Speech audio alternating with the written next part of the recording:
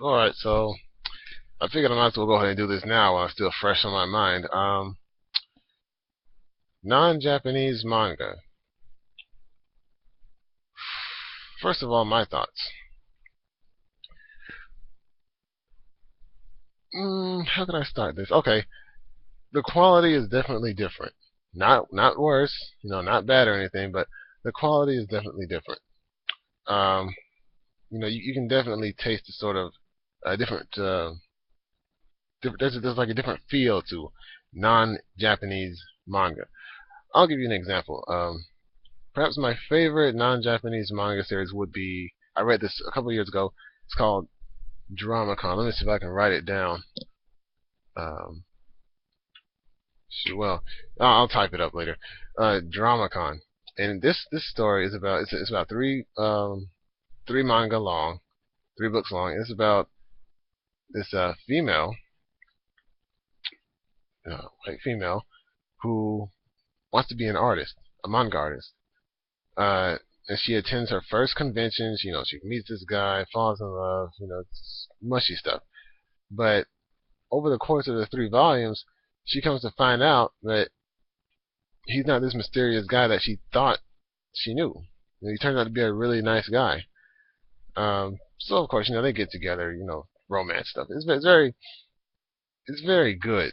It's a very good series, but it's very short too. And that's another thing about a lot of American English speaking manga I've noticed is that they're not particularly long. Dragon Ball it's like what 42 volumes, um, whereas another series.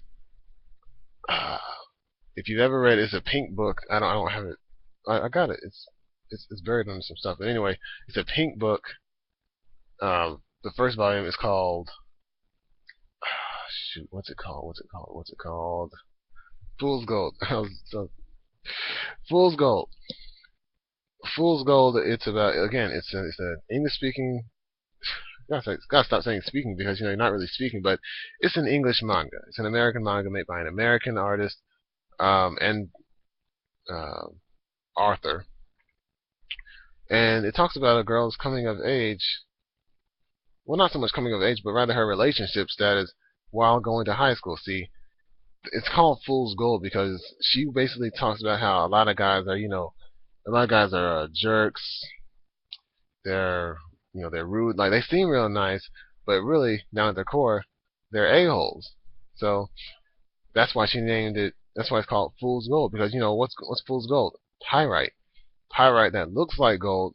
On the outside it's real nice and shiny, but you break it open, it's just black, ash on the inside, just a normal rock. It's pretty worthless. And so she creates this sort of geology club at school. Um, all girls. This is really girls only, but to the teachers, they think that she's talking about geology, rocks and whatnot. When really it's a cover up because it's really more of a club that talks about these jerky guys. Now this series is about 3 volumes, or at least it's supposed to be about 3 volumes, but the artist stopped at 2. I don't understand why. And this was many years. This was like 2007 or 6. And reading up on it, she stopped at 2. It has no plans to finish volume 3. It has no plans to publish volume 3. And I was pretty annoyed because I actually did finish volume 2, and toward the end of it, it got really good. It started getting very interesting. But sadly enough, she stopped it. Now let's see another one. Oh, I don't think Bizenghast is Japanese either. Bizenghast, but I don't want to get off camera and go walk over there. That wouldn't be right. It wouldn't be fair to you all. But Bizenghast, it has a different flavor, different sort of feel from your typical Japanese manga, and which leads me to believe that it is not made by a Japanese artist. But it's very good. It's imaginative. Deals with monsters, ghosts and whatnot. It's pretty good. I haven't made it past volume 1 yet, but did I? I don't think I could find volume 2. it's funny because you go to the bookstore. Sometimes they have like, let's say you need volume 4, and they have volume 1, 2, 5, 6, 8, 11, 12. They never had the volume you need, and it's the same way online sometimes. This case, I think this time I think is one of those times. But yeah, Bizenghast is good. Now, this one I do have. Just showed you in another video. Nightschool, made by the same person who created Dramacon, Russian woman. This is very good. It's about like if you like things like vampires, not Twilight, um, ghosts, otherworld, sort of like occult sort of things. This is very good. I would definitely recommend Nightschool because let's see, Svetlana Chmakova. She's a good artist, very good artist and a good author. But good luck finding it. Really, I actually haven't been able to spot Volume 2 anywhere. And then again, I haven't really looked for it online, but it's very good. Oh, and another thing you can see that it reads from left to right, rather than the traditional Japanese right to left. So this would be a little confusing if you put it on your bookshelf, with the other manga. You have to, put it out this way or this way. You have to organize the volumes differently. But that's pretty much the only problem that I can see with non-Japanese manga. Otherwise, non-Japanese manga is great. Anyone who feels inspired enough to really go on there, put their art to work and really try and get it out there. I can applaud that. I can respect that. But what I don't respect is when people like bash it, like, oh well, you're not Japanese, it's not real manga. And that was actually addressed in Miss Tomakova's Dramacon, where one of the black characters tried to actually the main black character was being a co-artist, if that's even a word, and this kid who was wearing a Naruto headband, presumably Naruto, he was like ranting about how, she's not even Japanese, she's not even white, this isn't manga. And the mother came over and just like, wow, what is wrong with you? I know I raised you better than that. And she was like, well, whatever. But let's see, about 7 p.m. But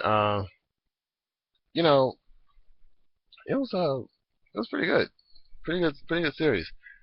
Now, on the other hand, there was another. Oh, Neopia or Neotopia, also very good. I can tell. I think that one's made by computers though. People on computers, but it's in full color. And that's another thing that I want to talk about. It's how in non-Japanese manga you see a lot more characters of different backgrounds. You see a lot more, black characters, Latin American characters. It's more than just a standard page color character.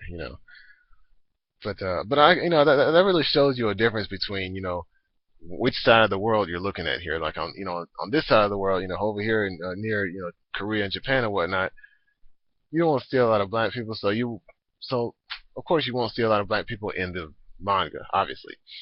But you try to draw an American manga or one that's set in Europe somewhere, of course you're going to see black characters because that's it's more diverse over there on the Western Hemisphere and the Eastern Hemisphere as far as Europe and the Middle East.